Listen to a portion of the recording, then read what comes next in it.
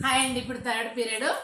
మరి ఈ యొక్క పాట ఇప్పుడు నేను పాడాను. ఇది భలే మంచి రోజు పసందైన రోజు అనేది మరి అది సినిమా పాట.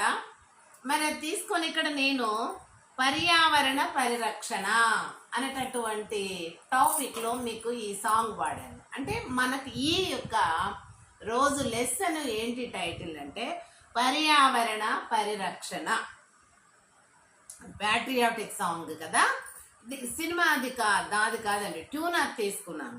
అయితే భలే మంచి రోజు పసందైన రోజు ఎప్పుడు వస్తుంది అంటే వసంతాలు చక్కగా పువ్వులు అవన్నీ ఒక ఈ యొక్క సమాజం ఒక ఫ్లవర్ గార్డెన్ లాగా ఎప్పుడవుతుంది అంటే ఆనందము సంతోషము మోసం లేకుండా ఎటువంటి దౌర్జన్యం లేకుండా ఎలాంటి ఏ యొక్క ప్రజానీకం కూడా ఇబ్బందులు లేకుండా అందరూ సర్వ ప్రజలు సంతోషంగా ఉన్నప్పుడే అది పసందైన రోజు, భలే మంచి రోజు అని అంటాం. దాని కొరకే ఎదురు చూస్తాం కదా.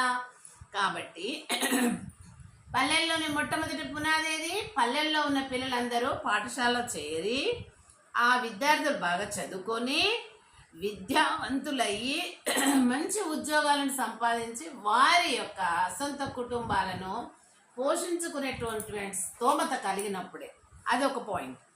మళ్ళీ ఇంకొకటి వృక్షో రక్షిత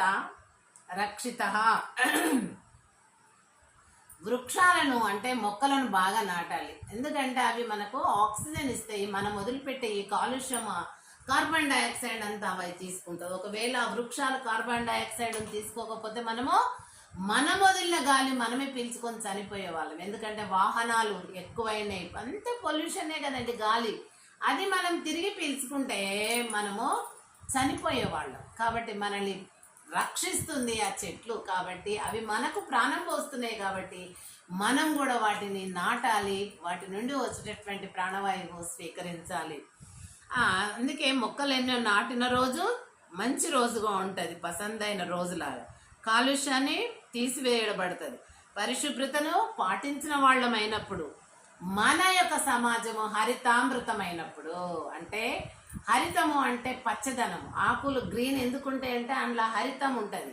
హరితం అనే ఆ పదార్థము ఉండడం చేతనే ఆకులు గ్రీన్గా ఉంటాయి. కాబట్టి ఆ యొక్క హరితం అనేటటువంటిది ఈ యొక్క కాలుష్యాన్ని హరించి వేస్తవి, మనకు దాని నుంచి ఆక్సిజన్ రిలీజ్ అవుతుంది అనమాట. కాబట్టి మనం ఆ రకంగా మొక్కలను పెంచాలి. వాటిని మనం పెంచితే అవి మనల్ని రక్షిస్తవి. వాటిని మనం రక్షిస్తే